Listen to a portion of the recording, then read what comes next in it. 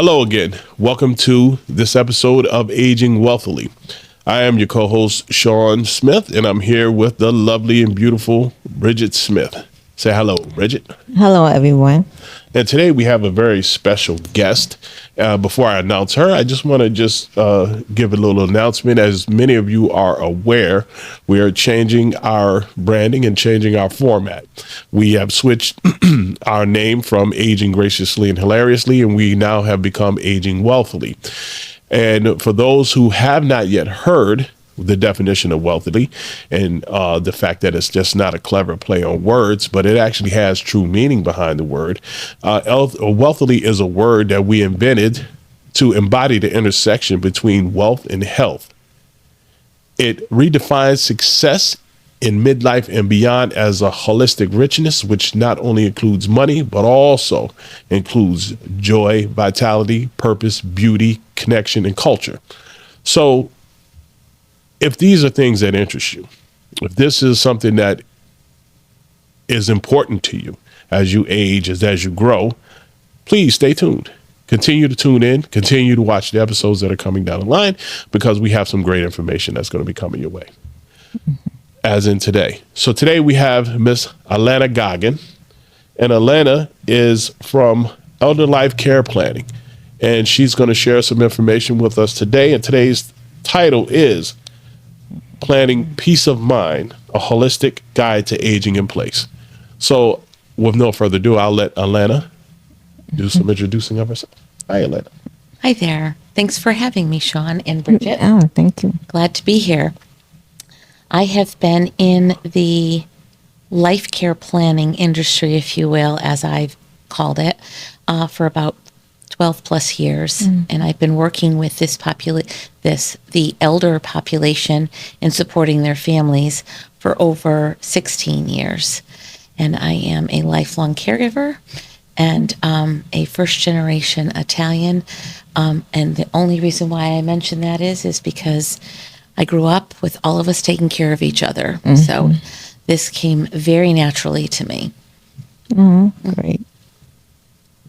So talking about procrastination that a lot of people does, what are the causes of procrastination? And when it comes to aging and caring, doing a care plan for our age group, like for someone at age 40 or 50s,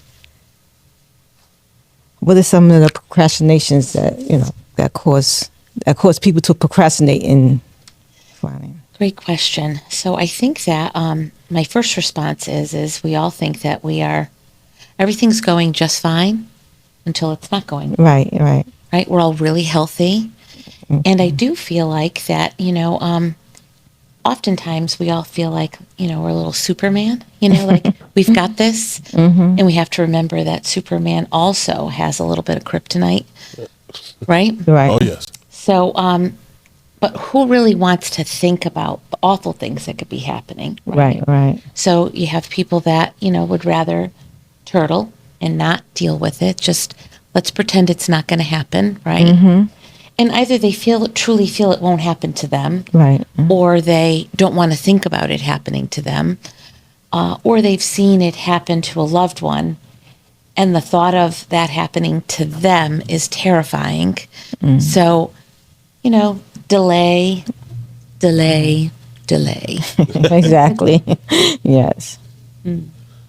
So what blind spots do you commonly see in midlife when people think they're thinking about their future, but they're missing? What are they missing? I think people think, myself included, my husband and I, as I was going to say, I think we all think we have more time than we do, right? So in the beginning, there's a concept of the continuum of care. So when you're young, you're obviously more healthy, right? And as you age and you get settled in life, you increase your wealth, right? And as you get a little older, your health declines, and so does your wealth, because you're tapping into that. Right. So what I think happens to many of us is we feel that we have plenty of time to save. We have plenty of time to plan. And we're just not ready for that step. So I think I think it's the time Right. perception. Yeah. What are simple empowerment first steps someone can take right now to start planning for their later years? Great question. It's my favorite. So my background is legal, insurance, financial. So I put myself through college working for an attorney.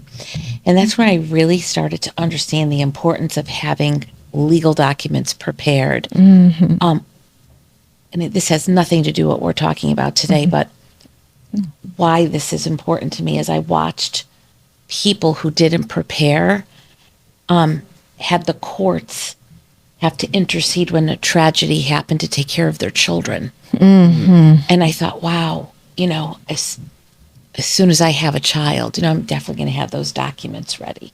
So the documents I'm talking about is you need a proper will, right? Right. And most life insurance agents will tell you when you get life insurance, you have to have a will to make sure it goes to where you want it to go. And make sure you have identified the people that are going to take care of your children, right? So we're talking young. Right. Yeah. Right. Powers of attorney and advanced healthcare directives. These are all legal documents that are part of the estate planning document collection that any really good estate planning attorney will make sure that you have. And you are not too young to have any of these documents. College students should have an advanced healthcare directive giving their parents permission to act on their behalf should there be a tragic accident. Right. Wow. Right? Right. So planning and getting those documents in order is pivotal. And I think that the next thing is the time piece. And, this is my financial piece kicking in. If you set aside a little bit of money at an early age, over time that's going to accumulate and it's going to turn into a little nest egg that you didn't even know you needed because you're not thinking when you're that young that you're going to need that much money when you're older. Right? Wow. And we all know, because we're in the industry, the cost of care is prohibitive for most of our seniors that need it. Yes. So I think that the generation that we're in, and I want to say the generation of our children, Right. I think they are watching this with a different eye. Yeah. Yes. Absolutely. Yes. Yeah. Absolutely. Okay, we're going to start out with the next side of talking about future proofing your life through care planning. Yeah. So, Lenny, you have experience in law, finance, and healthcare.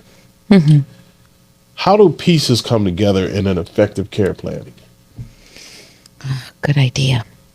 So I think if you're just thinking about what does a person need, right, an individual need, we have the assessment, as you have done in your work, of their needs at home, their physical needs, their cognitive needs, their social needs.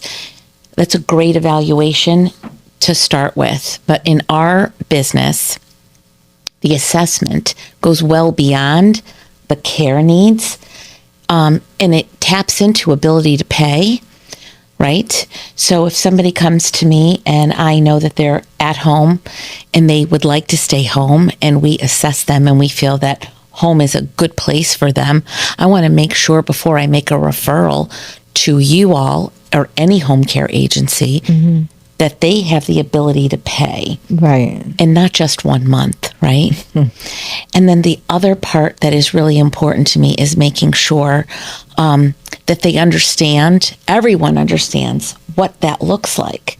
So do you have the ability to pay for a year, 2 years, 10 years, indefinitely? And the final piece is, I find that families are so terrified of getting care in the home that they might need for their loved ones because they don't have the ability to pay and they don't understand that the state of Connecticut is one of the finest states to live in for elders needing care because there's a program out there that allows them to stay in the home and support their needs that way. They have to apply for it. They have to qualify for it. But there is no need to be afraid. So I think a care plan for us, if I'm answering the question that you're asking, is much more comprehensive than how many hours do you need somebody, and what should they be doing for you? Right. Absolutely. And that is very important, Right. but it goes way beyond that.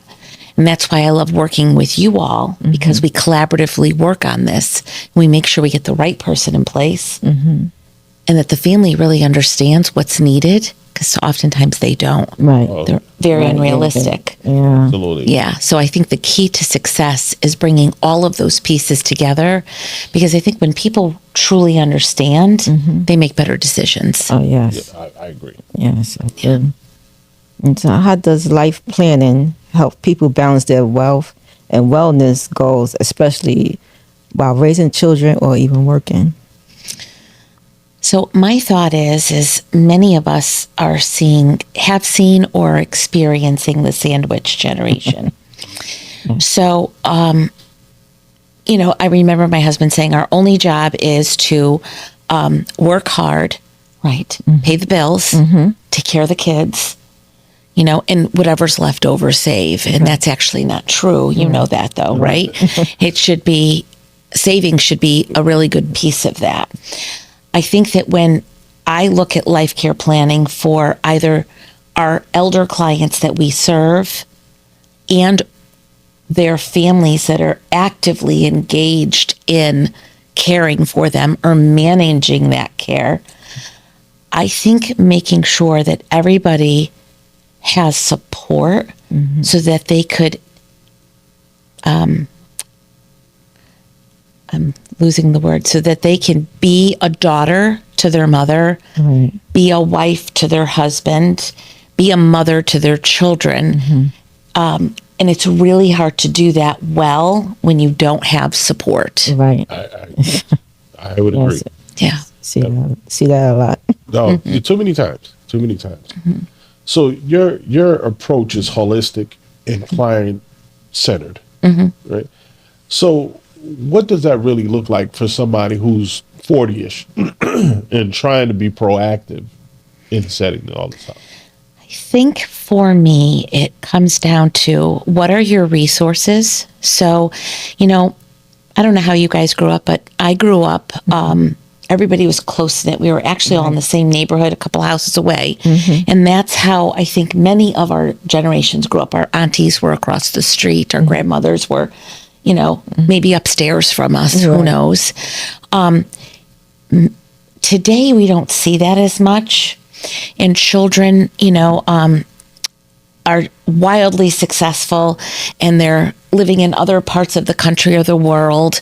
So if you don't have a good support system, then I feel like planning at an early age, like in your 40s, to make sure that you're establishing a plan, that you know what your options are. So for instance, if your children are nearby or your spouse, let me take a spouse out. If your children aren't nearby, or you don't have a good support system, or you don't have children, and you're in your 40s, the things that you want to be looking at are, what are all the aging options for me besides home? Because if you don't have that support system, maybe staying at home isn't a great idea. Right? Maybe you might need some transportation, or maybe the socialization aspect is really important. Or the big thing for me is medication management, right? Oh, yeah. So these are the types of clients that we work with that might be better suited in, some type of a community environment, whether that's independent living, assisted living, or, these fancier communities that have a buy-in. They're not just renting from month to month.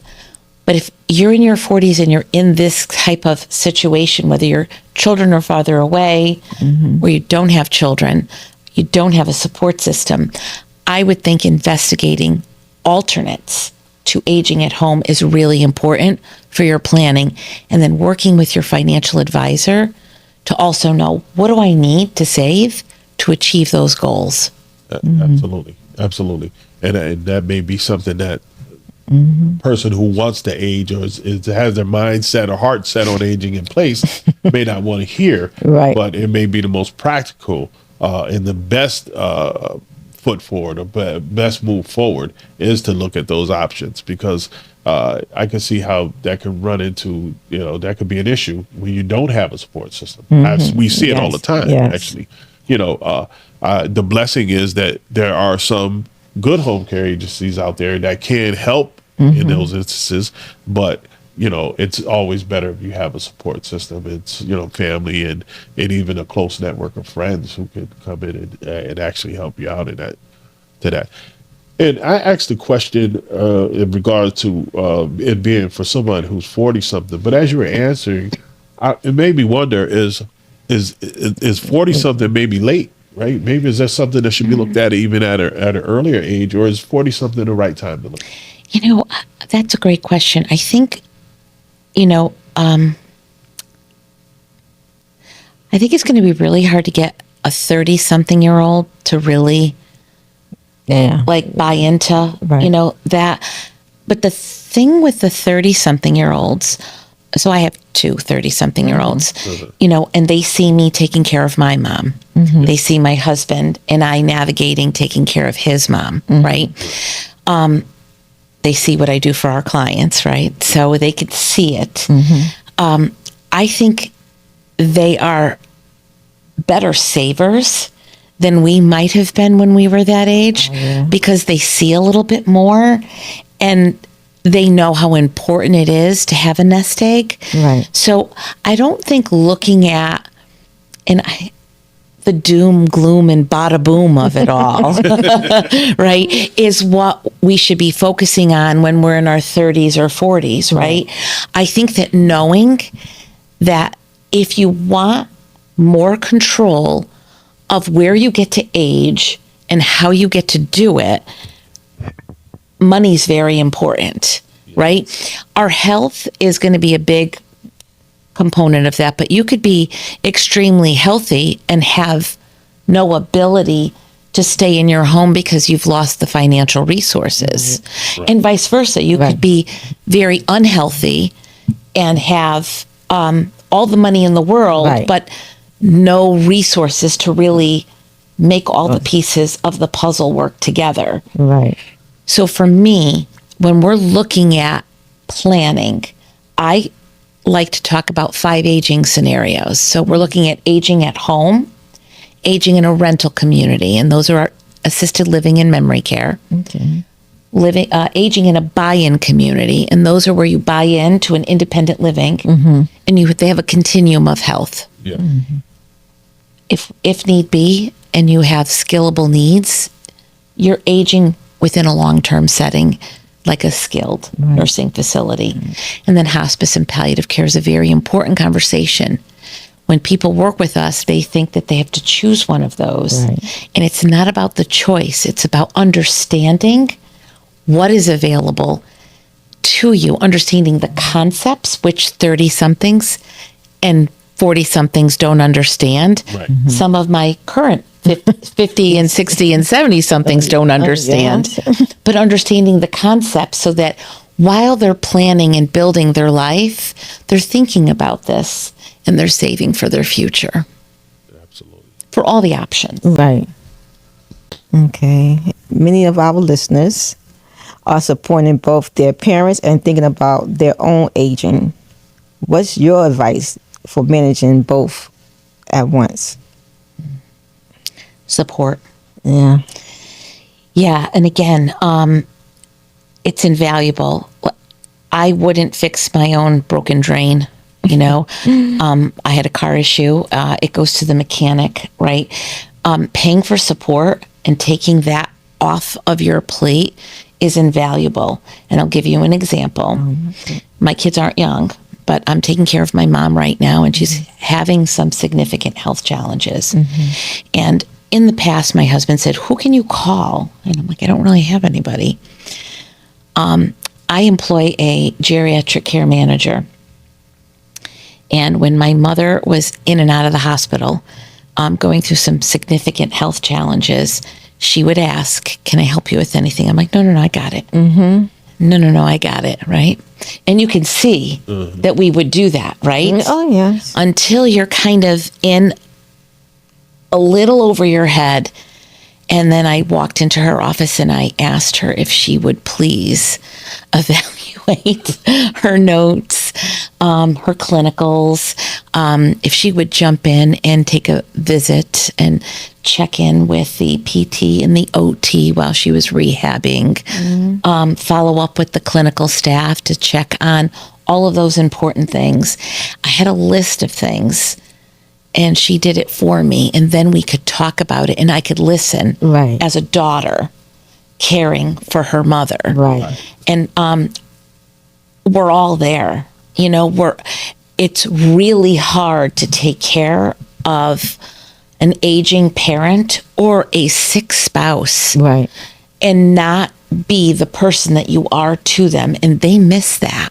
Oh, yes. My mom did miss our visits because I was task oriented. When I took something off of my plate, I could take her downstairs outside on the patio, and we could have a Right. nice conversation. Yeah. You know, I could bring her, a cookie, and we could share a snack in the afternoon. But prior to that, I was doing all the other things. I didn't have any more bandwidth to be able to even give her my time or attention. Right. And if we don't know one thing, we know, if you don't know everything, you know this one thing. Right. That's what our elders they're craving, right? They're just craving their people, right? They're craving that hustle and bustle that no longer lives in their home. They're craving their loved ones to sit by their side and watch a TV movie with them. So my long answer to that is support, paying for support and getting somebody to help you navigate. So you could be a great mom, an exceptional dad, Right. Yeah. and still be a wonderful daughter, Right. right? Yeah. 'Cause- Absolutely. Or son. Yeah. Funny you say that because when meeting with families, and even a lot of times we're talking and we're doing our living room visits with the families for, to start care, and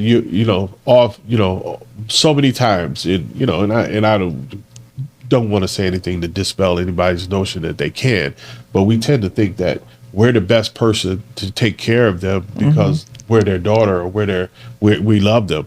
But in actuality, even as a caregiver, I would tell anyone that caring for somebody that you love and that you care about that way is one of the most difficult things that you can ever do in your life. And I also bring to light for them that as difficult as it is for you, imagine how difficult it has to be for mom, grandma, to be able to accept care from you when it was them, when you have now, because you have the role reversal, Agreed. right? It's so much more difficult for them. So yeah, if you have the means, I always tell them, if you have the means, it's always better to bring in someone that's their responsibility, that's their job. Let them come in and let their focus, their hours, their time there be concentrated on taking care of mom, taking care of dad, or whomever's getting care. And you just be the daughter, you just be the husband, you just be the wife, and just be there to be able to love them and support them in that process. I would agree 100% with that. Because it's a very difficult thing. So what mindset shifts have you seen in people who become more proactive when it comes to aging? One of my favorite conversations. So when I started this work, I had an attorney hire me at a lunch date with one of his staff members, and I took to his practice like a duck on water. It just, my background in legal just had me soaking it all up. What I noticed then was the mentality was we want to save mama's home, right? Oh, yeah. Because daddy worked so hard and we don't want the state to take it. Right. Right. And I'm like, and it's funny because they really do feel the state's going to take it. Right. And so where do you think mama ended up going? Into a nursing home. And then they saved the house, but at what cost? Right. Right. right? So that no longer is the conversation, if you can possibly imagine how wonderful that is. And that's what bothered me the most way back in those days, because people were just trying to save houses and money. And for what? For what? So now what I have seen shift in the mentality is, we don't want your money, mom and dad. We want you to use it. We want to make sure we're using it for you. Absolutely. And then the next level of that conversation is, we also want to make sure we're using it wisely. Right. Right? So when you evaluate all of those aging scenarios and mom's and dad's income and their financial resources and maybe some benefits that they might have, whether it be an entitlement benefit or a long-term care insurance benefit, what's the best picture? So they can actually see it all out and they could make really good choices proactively Right. that they wouldn't be able to make reactively. Yeah. Right? Yes. Because when we plan in a reactive mode, in most situations, not all, in most situations, it collapses the options that you have. There's nothing more life-giving to the work that I do with people today than what I saw 16 plus years ago. I saw people with their backs against the corner, fully in despair. Mama's going to have to go to the home. Great, we saved the money, but this is a horrible place. What did we do? Right. To now they're looking at it with more life-giving opportunity. Right. Like, this doesn't have to be Right. doom, gloom, and bada boom, right? I like it. Yeah, me too. Because it should feel life-giving. Right. And if you give an elder the opportunity, and I use the word elder with, reverence. I have a healthy respect for all of our seniors and elders. When an elder has the opportunity to plan out their future, have a say in their care plan, tell their loved ones what their wishes are, they're building their own plan. And now children don't have to guess, what would mom want? What would dad want? Right. And it's already built out for them. So it's a plug and play. They pick up the phone and they say, Eleanor, we're in this spot that we planned for 3 years ago that we didn't know we would need, but we're really glad we have this plan. Can you walk us through what we talked about and what my mom and dad wanted? Absolutely. Wow. Pretty life-giving, huh? Yes. Yeah. Wow. So I think when I think of proactive, I think of life-giving. Right. I think of reactive, I think of stress and overwhelm. Yes. Yeah. Yes. Not just because you're dealing with the emergency, trying to drink out of a fire hose, taking care of your loved one's care, but you're now trying to manage all those other things. Like, what are the next steps? Do we have all the things in place? And when you don't, when you don't have all of your ducks in a row legally and financially, and most importantly, legally, your people can't help you. Right. Right. And then they have to go to the state of Connecticut, which is overburdened, and they have to ask for conservatorship, which is silly because the son or daughter or husband and wife would be happy to step in if they just had the right document. Wow. Absolutely. Yeah. Yeah, get those things in order. Yeah. How can early planning actually improve your relationship with your kids, partner, or siblings? I think the peace of mind, I think that is the next piece to what I just was talking about. Right. I can't tell you how many children and families have been around my table and my conference room table and saying to me, what do people do if they don't have you, they don't have this information, the planning information? Right. And they aren't working with you this, closely and intimately. What do people do if they don't have a plan? I'm like, well, we have that reactive place. When they complete their education piece and now they know what's available, and they make decisions that are appropriate for their health, their wealth, right, and their benefits. There's just an incredible peace of mind knowing that we've done all of these things. So if something should happen that's unfortunate or unexpected, our kids have this plan to follow. So peace of mind. Plus, they could put their head on their pillow, not worrying. Right. What if this happens? Right. What if that happens? They know. And if they do have a restless evening, they can pick up the phone and call me, and I can remind them. Remember, we talked about this. They're like, "Oh yes, Yeah. Yeah. Yes. it's right there. Turn to page such and such." Wow. Yeah, Peace of mind. Right. yeah, That's peace of really mind. priceless. It is priceless. I would agree. I would So, agree. What's one actionable step that you would recommend that someone in their 30s, 40s, or 50s make this year? I think the very first step would be to seek out a great, seasoned estate planning attorney, because they understand. So people hear the word estate and they think, oh, we have to have wealth. Right. But it's just a term.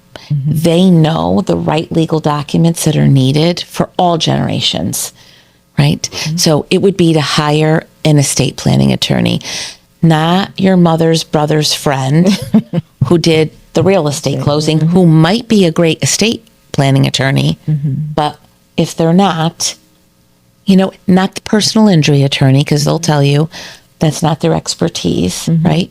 So I would say get your legal documents in order. Make sure you get a power of attorney and the right one for you, with a backup, right? Not just the person, but the backup.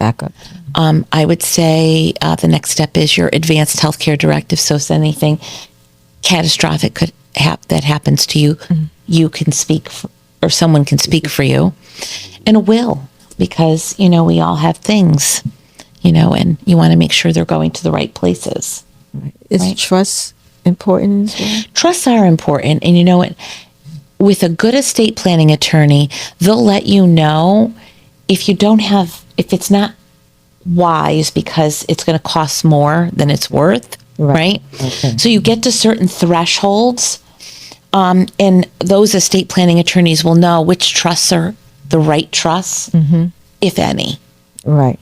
Yeah. Okay. So, Yeah, and depending on the age, right. right? Yeah. So, you said a good estate planning attorney. Yep. Yes. That's the first step. Yeah. Versus an elder law attorney. And an elder law attorney could still do that. Oh, yeah. But I think a good estate planning attorney, and these, they don't cost very much money, right? You can do not do them online. Do not buy a package of forms. Do not go to Staples and fill it out and notarize it at the bank. Get to an attorney, a good estate planning attorney. Yeah. Yes. Okay. All right. Making aging a place personal goals. Making aging in place a personal goal. Yeah. If someone wants to get a home, what are the top 3 things they should think about now? Yeah. So I would say one floor living, clearly. Near a support system, really important. And the other thing that I think would be really important, if you can't do one floor living, a first floor master is very important. They don't call it a master anymore. I think they call it a primary suite. Yeah. But a first floor bedroom Right. with a full bathroom Right. on the first floor, very important. And then finally, I think community, making sure you're not out in the woods. It's wonderful to be out in the woods, Yeah. but you want to be in a community that has a great support system. Right. And potentially, depending on your finances, you want to make sure that if you're moving into that community, that there might be even a step down from there. Maybe some senior housing would be appropriate. And you just have to go up the street or down the street or around the corner, as opposed to start all over again in a different community. Yeah, those would be my recommendations. It's great. Yeah. I mean, the obvious ones are, depending on your age and your mobility needs are Right. those, the grab bars and, the wider doorways and all of those things. But, I think that if you're looking to age in place, making sure you have the first floor primary suite with a full bathroom that is potentially has the ability to be wheelchair or walker accessible. Those 30-inch doorways aren't going to do it. Right. And we're all familiar with them. Right. Yes. Yeah.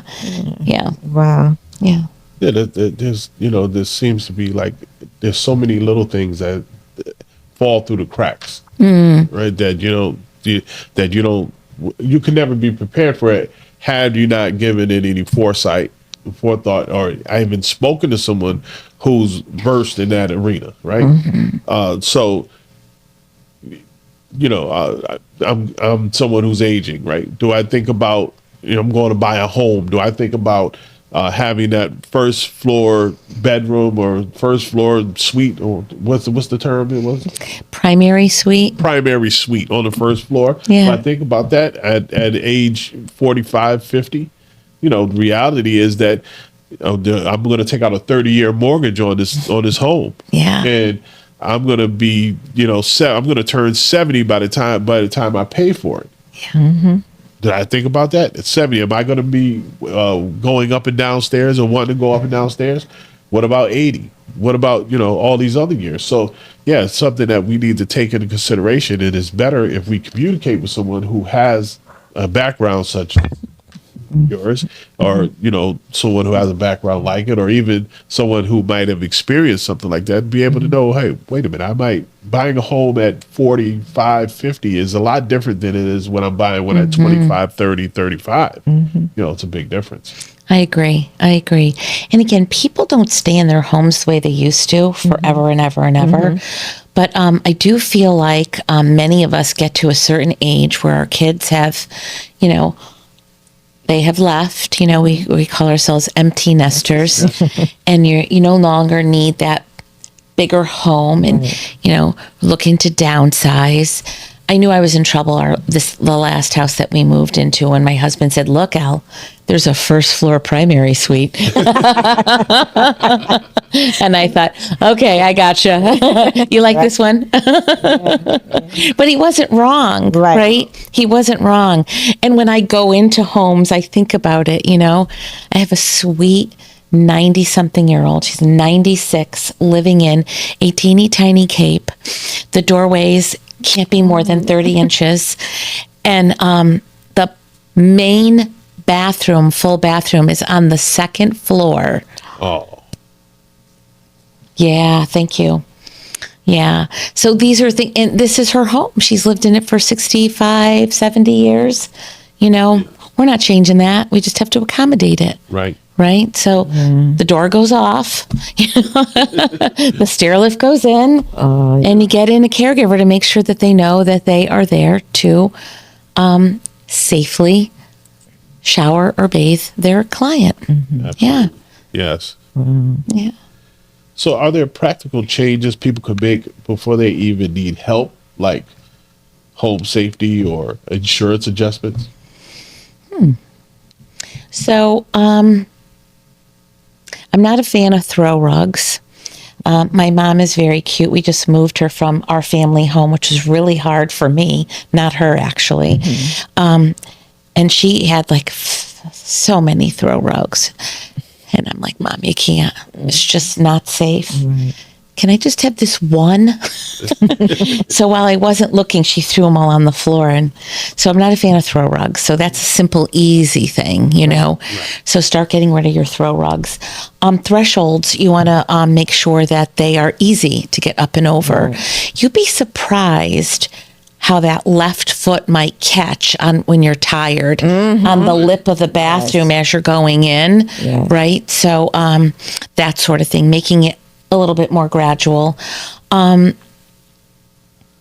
I don't know if you don't, that don't cost much. I'm going to say grab bars clearly, Oh, yes. right? Those are all great things. I also say these are silly things. I notice them for myself and others. Making sure you have a bench, like with a back or a chair in the bedroom or bathroom, because when someone's showering and they get out, Right. sitting down might be really helpful so that they can get to their lower extremities Right. safely. Right? Yes. And even in the bedroom, putting on their socks and Yeah. shoes, or they might need help getting their pants on. Right. So not using a bed to do that, but a Right. chair, stable with arms. So, That's great. little things like that I think are important. Good lighting outside, good lighting inside. Okay. Yeah. How do you help people stay grounded in reality while also planning for their ideal future? I don't know that I'm grounded yet.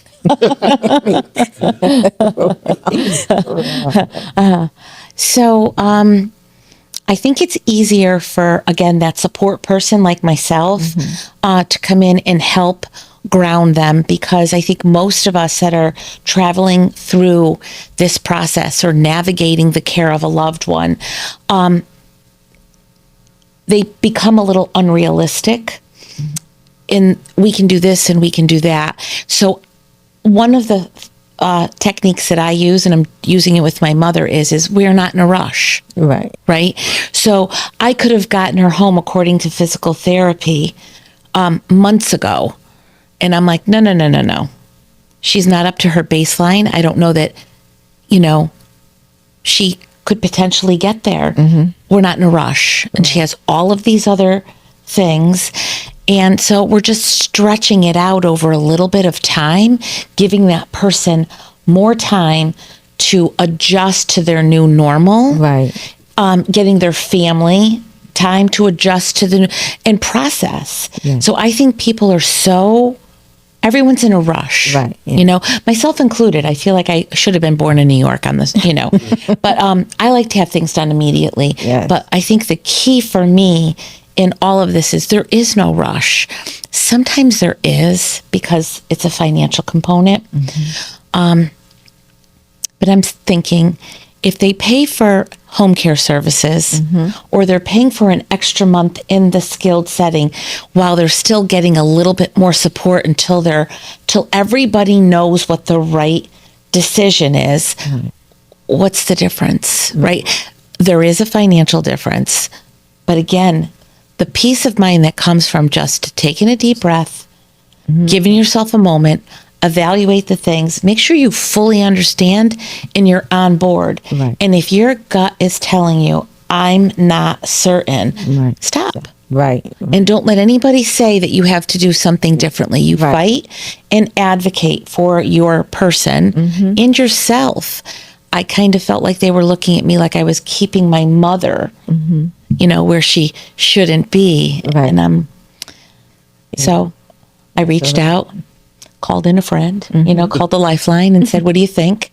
They're like, don't second guess yourself. Right. So I think the long answer to your question is, I think taking a breath and giving everybody a chance to just settle in, and then repeat, because they can't hear it the first time. Right. And I'm not going to say they can't. That's not a good word. They often don't hear everything that they need to hear the first time around, myself included. And give them a little bit of space to be able to look at this new situation a little differently. Yes. Yeah. Yeah, no rushing. Right. Right. There's no need to rush. Yeah. So, and I think you may have touched on this already, but what role does self-advocacy play in how we age? I think that's the first thing I learned from my mother. My son is 35, and my mother was diagnosed that year with multiple sclerosis. And there was no World Wide Web back then. So it was literally clawing through the yellow pages, calling the hospital, calling, trying to find all the people. And if we didn't do that together and I didn't watch her, advocate for herself, I don't know where she would be right now. Likely she'd be in a wheelchair, right? And she's not actually. Oh, I know. yes. 83 years old with, all the things that have been happening to her. She walked, she called me this morning. She goes, I told them my daughter said I have to do steps. And she goes, I did 4 steps, Elena. And I'm like, great. So I think advocacy is key, and not letting people ruffle your feathers. And sometimes we don't know what we don't know. So call in a lifeline. Right. Pick up the phone.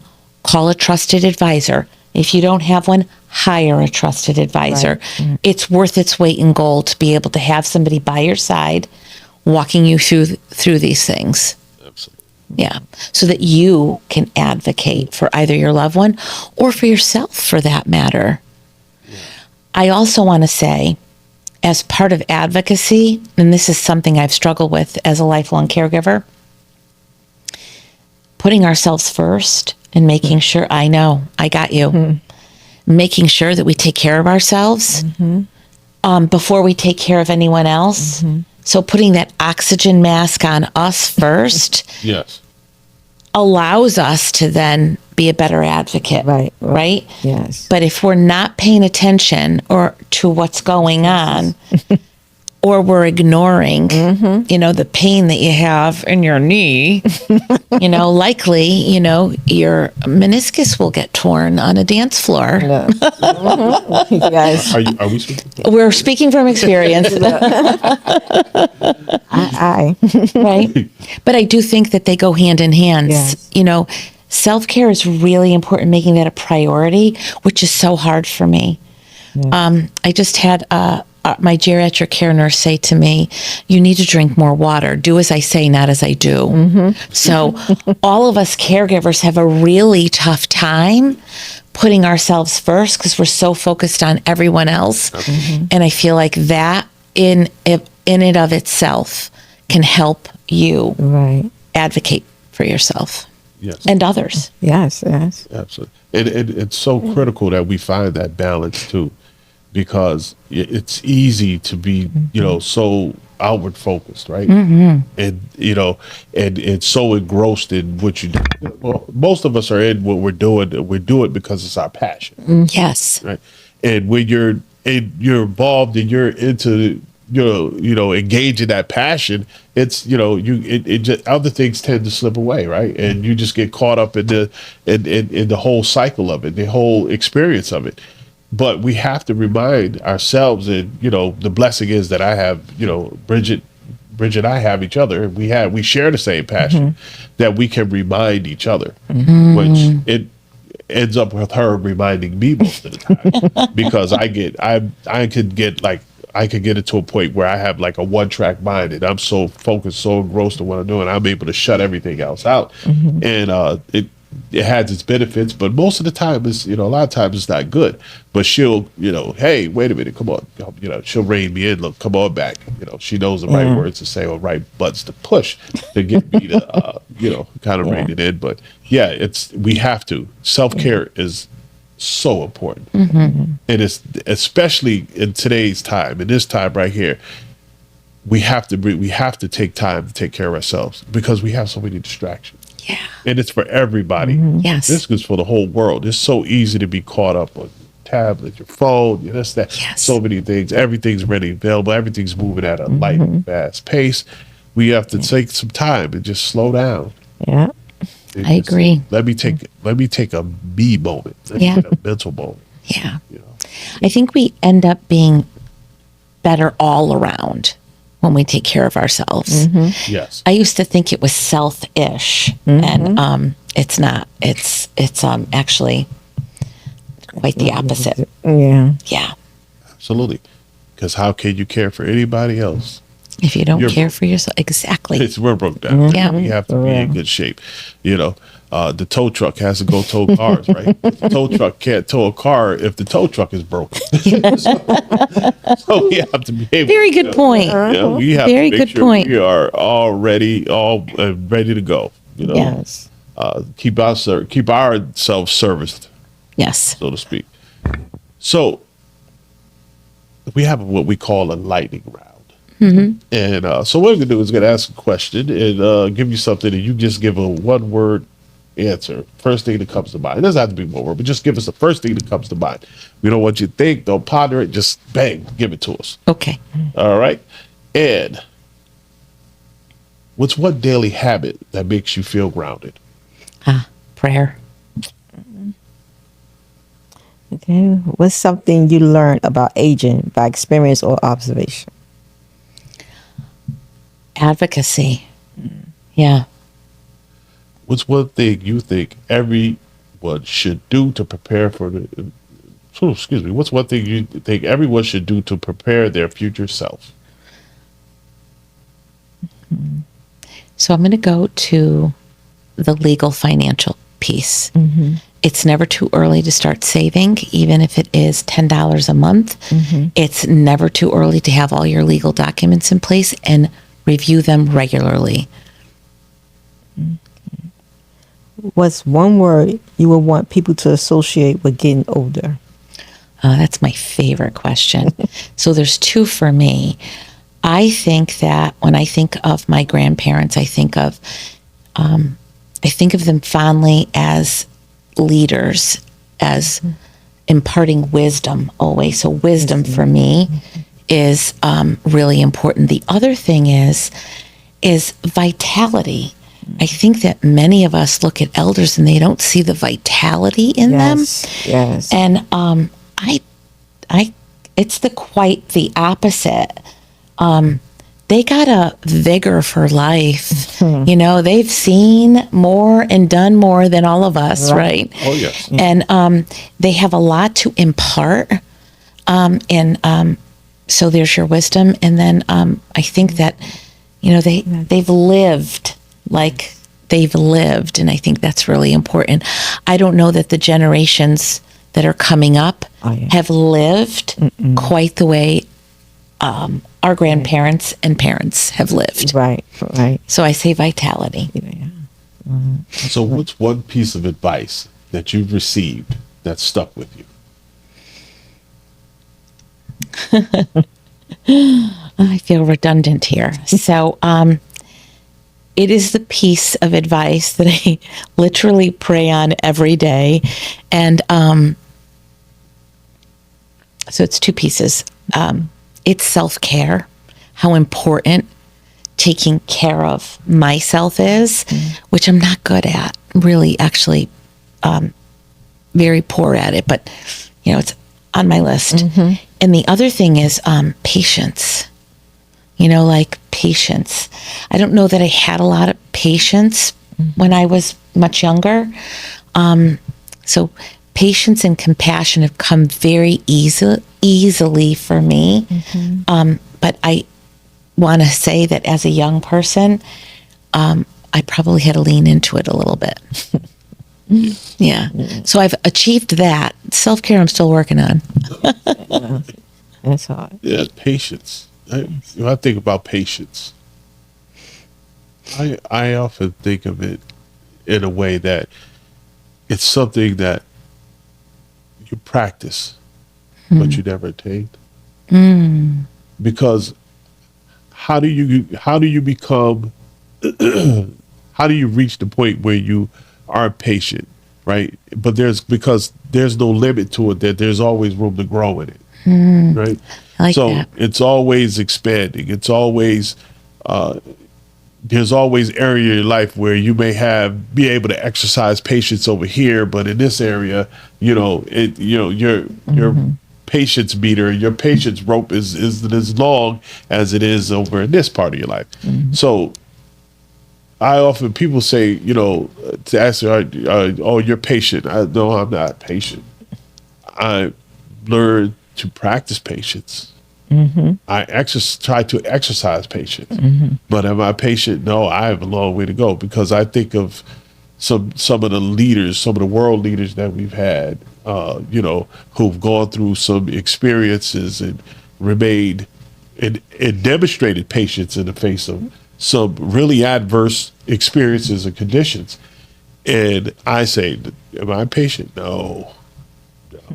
I'm learning to practice patience, but I haven't reached it yet.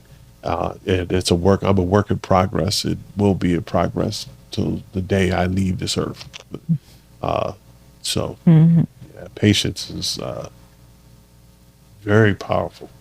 Yeah, I think so.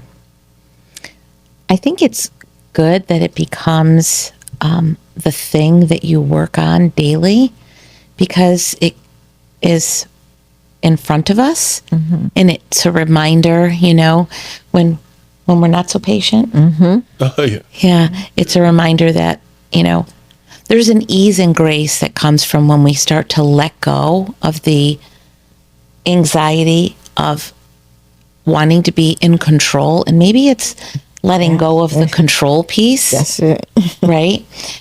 I don't know. That's really hard for me. So maybe I'm not patient. Right, we're practicing. We're practicing patience. I like that. I'm going to borrow that if you don't mind, Sean. There's another one because I think they kind of go hand in hand. They go together. Humility, the same way. I'm someone that when I hear somebody say, someone says to me, "Oh yeah, I'm a humble person," automatically, to me, and this is just my own interpretation of it. People don't have to agree with me, but this is my interpretation of it. I look at it as that quality you just negated for yourself.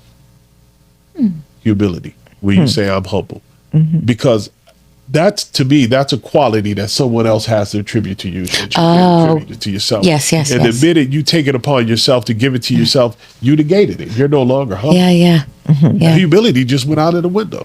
That's a really interesting perspective. I do agree with you.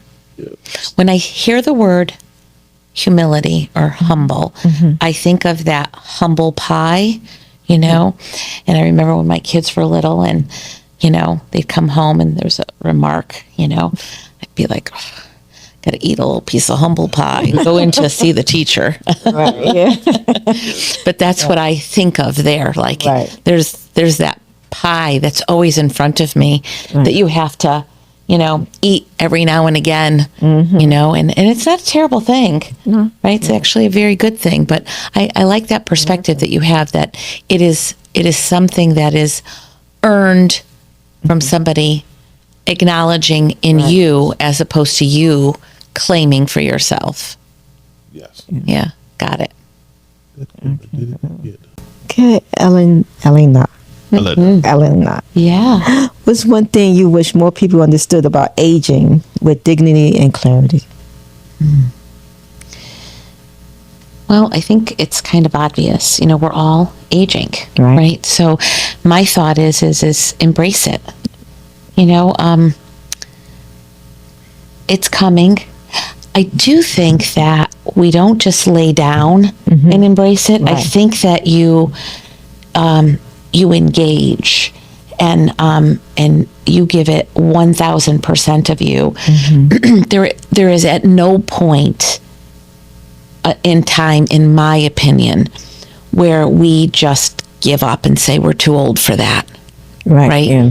I really believe that our dignity comes from our doing, right? Like if you're moving and doing and embracing and, whatever it is, and if you can't physically move, but you're doing something, like my mother's a knitter, like doing something. Right. So my thought is, I think we should be always embracing where we are and looking forward to the next stage, because there's so much opportunity, as opposed to looking at it one final with doom, gloom, and bada boom. I like it. Yeah, me too. I have to copy it. So Please do. if you could put a message on a billboard for a 40-year-old, what would that message say? Don't wait. Don't wait. Do it. Do all of it. Right? Do the planning, do the living, do it. Don't wait. Yeah. do the saving. Right. Yeah. That's important. Yeah. Yeah. Don't wait. And finally, where can listeners find you, connect with your work, or learn more? Oh, you're so good. So I'm not as fancy as you guys. We have a wonderful website. It's Elder LCP. That's Larry Charles Peter.com. They'll find us there. They can go to the news section. I think that's what it's called on our website, and grab some of our newsletters that have been mailed out. Sign up for other things. We're actually going to be doing a community Zoom virtual event once monthly coming up in June. And I can give you that link so people can join in. And we're actually, it's funny, this was before you called me. I'm as equally passionate about the things that you are. So I love that wealthily explanation. I kept on, writing all the things that I really wanted to impart, like wisdom, and to others, so that we could all be better, right? All be better. And active aging came out. And I love the idea of everybody actively aging. So, so that's what we're going to start our virtual community forums on. So those would be fun to do. And then they could always call the office at 860-664-5695. And someone will be there to take a message if I'm not there, or put them on my calendar so we could have a conversation if they need any support at all. Right. Wow. Right.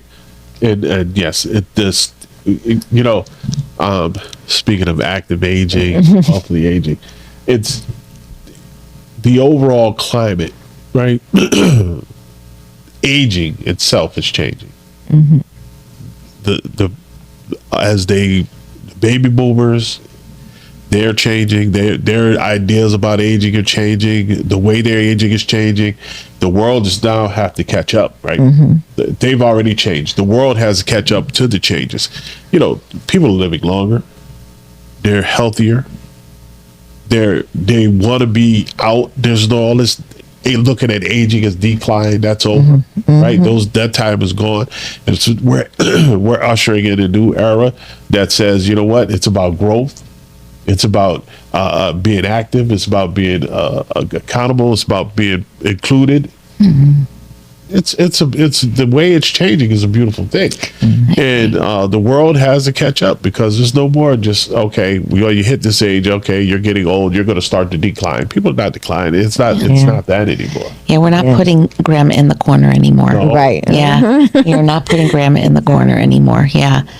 Yeah, it is a new world, and it is so nice to see.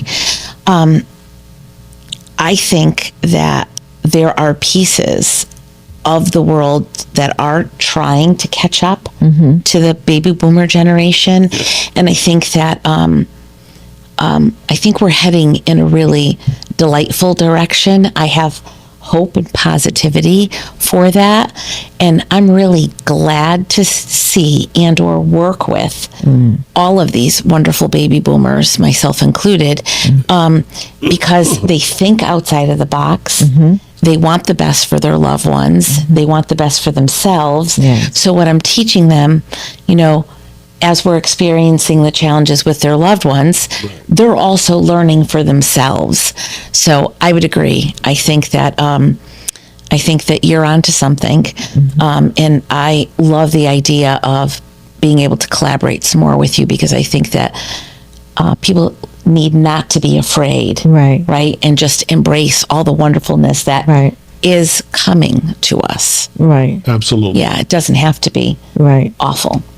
Absolutely. It's beautiful what this world is, what's happening. And what we're seeing. And it's great to be a part of it. Yeah. I love being a part of it. I enjoy working with you.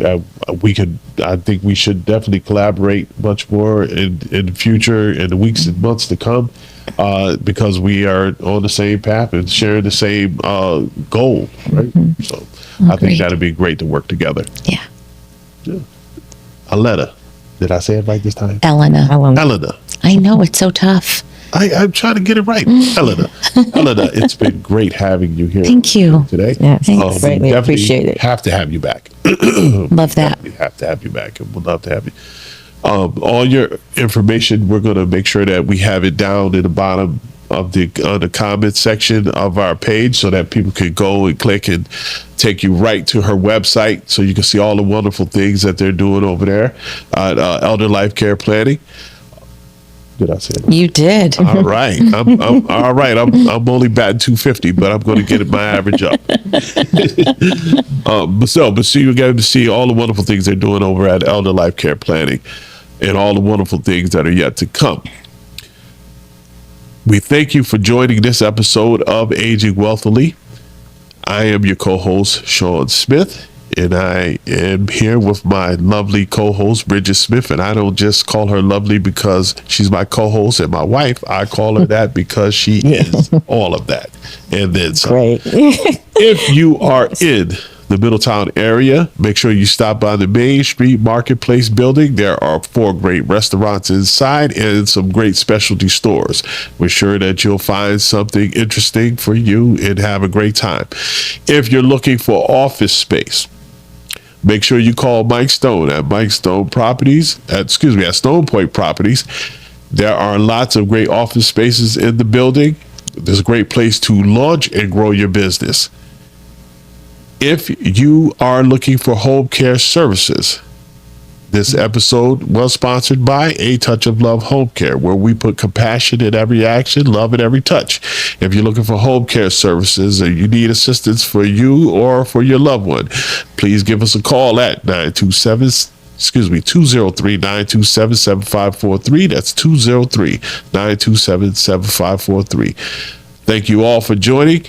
Have a great day. As a matter of fact, make it one of your best days ever. Bye for now.